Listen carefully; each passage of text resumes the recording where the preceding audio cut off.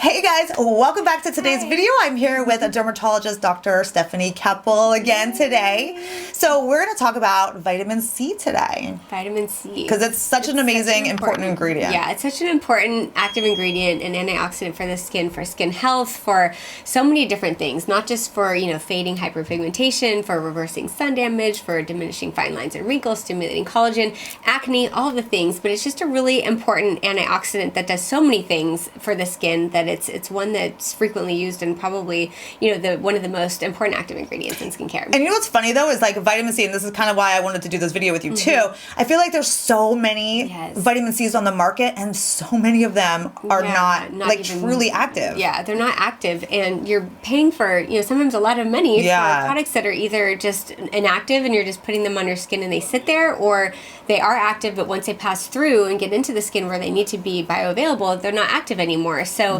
it's and it can be so misleading, to the consumer. There's so many different forms of it, and there's percentages of it, and there's so many different, types and, claims and fake science, and it's hard to just really know the truth. So that's what we're here for.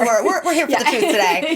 So let's talk about the different forms first. So Ascorbic acid is the tried and true. I mean, American Academy of Dermatology board certification answer is Ascorbic acid is the most important vitamin C derivative for skin health, for anti-aging, and for just overall optimal cellular function in the skin.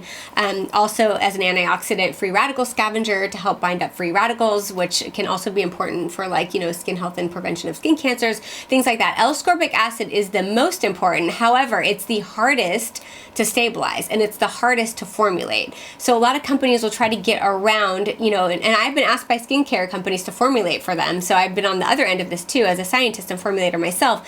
They want to have another option that's easier to stabilize that may not have as great of an effect on the skin but can be stable. And that's why I feel like you see so many different other forms coming out on the market, especially like Sephora and all those other companies, because they don't have the lab and the technology to formulate with Ascorbic. Exactly. They don't have the equipment and the lab or the other engineering that has to go into really formulating a good Ascorbic acid, especially at a higher percent. So instead they'll say, well, we're not going to use this vitamin C, but we're going to use this other vitamin C. And it may not be the most important one for the skin, but it's the one that the company is marketing, unfortunately. Yeah. So we're here to tell you, Ascorbic acid is the best form. Firsthand, tried and true, by doing assays, trichome stains, looking at skin histology for decades of my life. So that's the one that's going to stimulate the most collagen and everything. Definitely. Okay, perfect. All the other forms. Right. Yeah. So let's talk about percentages too, because then Ascorbic acid will come in different different percentages. Different percentages. And there is a point which you get to a saturation with diminishing returns after that percentage. So 15%, anything higher than 15% is going to have diminishing returns, or just would increase sensitivity without an increase in efficacy. So anything, it doesn't have to be higher than 15% to be, the most powerful or to have the most effect. But, people will say, well, this is like 100% Ascorbic acid. You're like, that's just not true, and that's just not good for your skin. You need at least a 15% or at most a 15%. I was going to say, because even 10% is good. Sure. And that's why, sometimes if you do use a 10%, you're like, wow, this is, really having a change in my skin, and it's not even that high of a percent. It's not always like the higher the better. Right, exactly. Yeah. And it's just engineered in such a way that it's really packing a punch with very little. Right, which is so important. Again, really important. Formulation, delivery system is key. Definitely. But again, not the higher the percentage is not always the best in terms of Ascorbic acid. And even if you do have a really high percent, say you have 20%, and by the time it gets into the papillary dermis, you're at 0.5% because it's destabilized. So it's just a waste of money and time. Yeah. So you always really want to go with a reputable, good, formulation company that really knows what they're doing with the formulating for sure. And then in terms of other like the THD. There's so many other forms too that are very easy to stabilize and to remain stable, but they don't have as great of an effect on the skin. Like if you look at skin biopsies and you're doing assays, serum A compared to serum B, and one may be a lot easier to formulate and remain stable, like the THD, which is tetradecahecyl ascorbic. That one will not have an increase in collagen as much as the Ascorbic acid in a head-to-head trial. So that's why it's just not as effective. So that's good to know. It's still effective, but it's just not as powerful. Yeah, exactly. Okay, that's so good to know, because a lot of people get confused with all the different forms out there. They do. Yeah, and it seems that more and more companies are coming out with other forms, and like you said, it's because it's easier to formulate with. Yeah, so. and it's just and I think that it's just hard because, like I always say, it's fake science. Like, there's no real accountability when it comes to making a claim. They can say, this vitamin C is more effective, and there's no, accountability, or there's no like peer review check. For example, if something is published in like the NCBI, which is like the medical journals and stuff, you have to undergo like rigorous like testing and editing by other peers and colleagues. But in marketing, like, anybody can say anything. And then people spend their hard-earned money on. I know. It breaks my heart. And it drives me crazy. Yeah, I know. It literally drives me crazy. I feel like the derm police on social media. I'm just like, this is robbery. You're stealing people's money and not giving them results. And and I see it every day. My clinic patients will come in, they're like, I just spent $280 on this serum and it like broke me out, or I'm not seeing a change. Yeah, exactly. So so it's important to increase awareness too, and just be the source of truth for you guys, and just give it to you straight on how it is, and so you can make an educated decision on what vitamin C formulation you want to buy. Well, that's like super good to know, because like honestly, I think people get confused. Yeah, with it all out there. It can be very confusing, especially with all the names. It's just too many names. Ascorbic acid. Ascorbic acid. That's what you need to remember. That's what you need to use. The other ones are great too, as a little buffer, but that one's going to be your workhorse. Right. Yeah. That's like, and again, like you said, the gold standard, tried and true. Yes. That's going to do a lot for your skin. Yeah. And the other ones, I feel like, for example, like kojic acid, ferulic acid, in and of themselves, them alone wouldn't be that great. But synergistically, it's kind of like 1 + 1 = 3. They work so well together. Yeah, together. But as alone, I don't. Yeah, exactly. I don't think it would be as much. I totally agree. Yeah. And then what? Yeah. We have an emergency. What? Riley broke a tooth. Riley broke a tooth? Yeah. All right, guys. We're filming it. We're on. We're back. We're back. Emergency taken care of. Taken care of. It's that mom life, though. It's just never balancing. Yeah, exactly. Never ends. But where were we? I don't remember. I think we were talking about just the different types of vitamin C formulations. Yeah. And I forget, should we rewind it? Well, we were talking about L-ascorbic acid is you have to be using that. Yes, it's a gold standard. Yeah. So everyone should honestly be using that, right? Definitely. Right. Even if there's the other ones mixed in with it, you need to at least have the L-ascorbic acid. Yeah. And then what else were we wanting to talk about with vitamin C? Because there's... Oh, like the myths. Yeah. Yeah. I think myths that, if it's above a certain percentage, like you said, that, more is better, which we've already talked about that not being the case. More, you just get more irritation or sensitivity with maybe not more, efficacy. So here's a question, because a lot of people use other forms of vitamin C, not L-ascorbic acid, say THD, because their skin can tolerate it. Does that mean you shouldn't use L-ascorbic, or does that mean you need to find a formula that works for you? That means you should probably find a formula that works. It's kind of like if you go to, I always equate skincare with working out, because they're both organ systems, the skin and the musculoskeletal system. There's a lot of parallels there. So it's like if you go to the gym and you have like kind of like a not so hard workout and you're like, wow, I'm not sore. Well, you're also not going to get the results that you would if you go and you have a workout with Casey, our trainer, and you really kill yourself and you push yourself at the gym. It's when something feels good on your skin, it doesn't necessarily mean that it's working better. Sometimes when you're feeling a product on your skin, it's because it's sitting on the surface of the skin. It's not getting absorbed. So your fingertips are feeling it, but it's not absorbing into the epidermis on your face skin. So that's something to consider too. And so sometimes when people will have a formulation, THD, for example, which is easier to formulate, but the active ingredient's not as effective and it doesn't cause much sensitivity, and people say, well, I tolerate it well and I'm not getting the sensitivity, I'm not getting like the red or the dry or peely or whatever sensitization, but they're also not getting the benefit of it. I will say, because there's a lot of L-ascorbic acid products out there, but when they're formulated correctly, like find one that works for you, because it shouldn't cause the irritation. Right, definitely. Yeah. And I mean, sometimes I do go into, department stores, or I'll, go into Sephora or Ulta for, they have other great products, but skincare, stay not away so from much. Oh my gosh. And I'm just like, wow, like it's just amazing. They'll say and the marketing all kinds of claims and the marketing claims, and it's just actually not doing anything. Yeah. It's just not even getting absorbed into the skin. And it's shocking. And that so many people honestly buy those and just don't know. They just read the box and they're like, ooh, this sounds good. This is the new one. Or, this is more, effective. Or it doesn't cause irritation. It's also not doing anything. It's just clogging your pores, and it's not stimulating collagen. So, So that's like a huge thing. I just think it's like find an L-ascorbic acid that really like works for it's you. Work for you. Yeah. I always say my skincare, they're like my troops. Like they need to be working for me when like I'm at all hours. When I'm sleeping, these are stimulating my fibroblasts to make collagen, tightening the skin. It needs to be working for you. And if not, it's like a missed opportunity. You're basically not only wasting your money, but you're wasting an opportunity where a product could really be reversing, the signs of aging, and you're not using it because you're using something else. Right. Maybe somebody else, age equivalent's using one that's actually packed with science and research and data and medical grade, and they're really having the changes. So, yeah, exactly. Yeah, and vitamin C, I mean, what would you say? I mean, that's like a top ingredient we should be using, right? Definitely. I think so. And also, environmental pollutants and the effects that it has on their skin. Like, free radical as an antioxidant, vitamin C, I mean, we know that it definitely has potent anti-aging effects, and it stimulates collagen and helps with, smoothing the texture of the skin with minimizing fine lines and wrinkles. But also,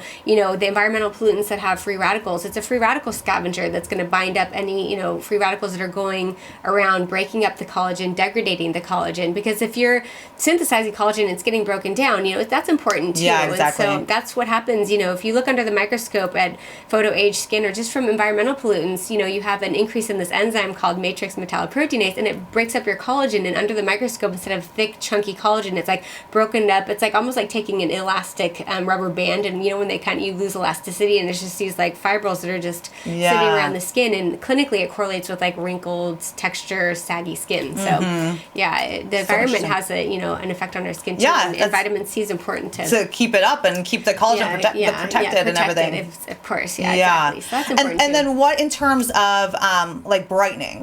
Brightening. So vitamin C is a very potent inhibitor of the melanin synthesis pathway. So melanin is the pigment in our skin, and sometimes with melasma or post-inflammatory hyperpigmentation or sunspots, which we call in dermatology lentiginous, you're having an overproduction of melanin by the melanocytes. And so L-ascorbic acid helps dampen that from the melanocytes that are producing too much melanin to kind of like hasten that. And so it has a brightening effect by, down-regulating that increased, melanin production. And then also just by stimulating, what it does is it creates the brightening effect that has this glow to the skin. And what the glow correlates with under the microscope is all the melanins in the same layer of the skin. That's what gives that like really brightening effect. And when melanin's kind of stacked on top of each other, like in a sunspot or an age spot or like just hyperpigmentation from, melasma, it also, like when light reflects off the skin, it gets absorbed, so skin looks dull and it looks dry and it looks like patchy and kind of like listless. You want that increased vitality to the skin, and that brightening effect happens from all the melanin being in the same dermal plane, but it also just has to do with how the light's reflecting off of it. So that's where you get like, they talk about dolphin skin and just shiny, bright skin. Right, exactly. Vitamin C is like probably, an L-ascorbic acid is probably the most powerful antioxidant and active ingredient to get that result, which is what people love. So L-ascorbic acid is the best for brightening? Yes, absolutely. Okay, good to know. And then mixed with, kojic acid and things like that makes it even better.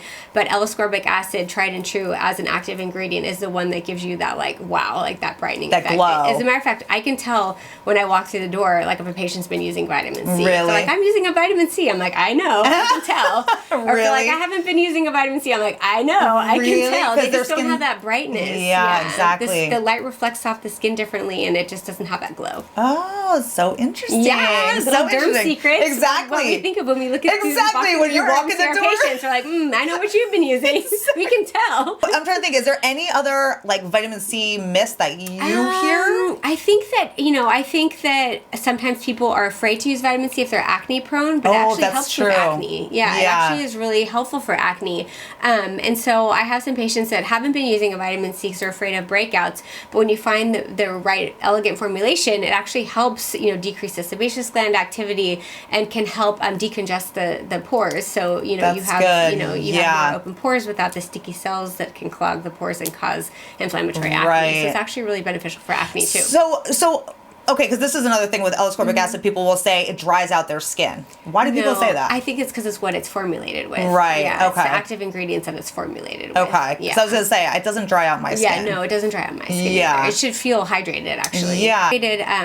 Task that vitamin C provides is for pregnancy and breastfeeding, and, people are going through IVF or on hormone replacement therapy. It's a great antioxidant. You have to up your antioxidants, during pregnancy and breastfeeding and postpartum and undergoing IVF. So I think that that's a patient population population that really benefits from vitamin C too. And some people are actually afraid to use it, because during pregnancy you're never really sure, and that's one of the most, effective, I think. You could use all throughout. Yeah, all throughout, which, helps with acne and melasma that can happen with, those times where you have some hormone fluctuations. Which is crazy because you say that you suffer from melasma, but I do. Oh my gosh. Her skin does not look like it. I should go like 1 week without doing my stuff. Really? Yes. I should post pictures That's of me when crazy. my melasma was But that's full so you can really get it under control, for sure. And if I slack on it, like it'll everybody start makes coming fun out. of me in my skincare routines. I'm like, but if I don't do it, you guys probably would never want to be seen in public with me. Actually, that's why I went into derm. I'm like, I need to fix myself, and I'm on the birth control pill too, which makes it horrible. Worse. Yeah. But I don't see my body does well with the birth control pill, so I have to just, it's a challenge to myself to try to like figure out how to manage my my melasma. Well, that's what's so funny. Like, so even like, okay, so I deal with rosacea. You deal with melasma. Oh my god! But like, it's a daily. It's like you have to work on it daily. You have to, and you can't slack because it's like 10 steps forward, 20 steps back. Goes back so easily. Yeah, exactly. Definitely. So and I can't be on a hydroquinone for my whole life, and so vitamin C's really been really helpful for me to like keep my melasma. And I think in doing so, I've been using vitamin C on my skin for a long time to help with melasma. But I think like the anti-aging benefit of it has just been a side effect that I've really enjoyed so too. Good. Yeah, exactly. I've been using it. Yeah. So it's really important. That's awesome. Yeah, okay, definitely. I'm trying to think if there's anything else we want to mention with vitamin C. Maybe we want to talk about oral vitamin C. Oh, that's good. Yeah. Because I know that. Yeah. Because supplementation and the right supplementation too, going through the GI route, to get to the skin too, is really important too. That's actually a good point. Yeah. Because I always talk about what you need on the outside is a lot. You really what skin, internal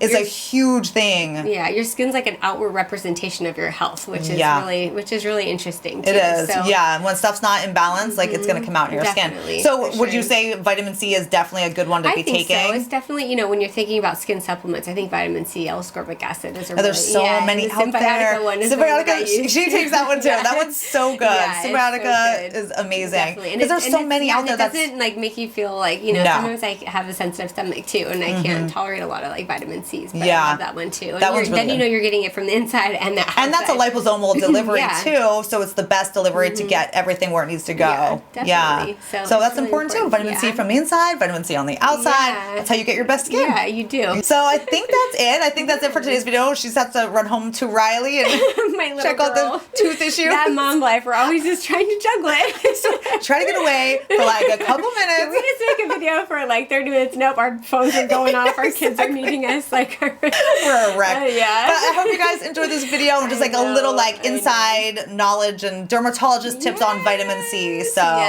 again, thank you so much.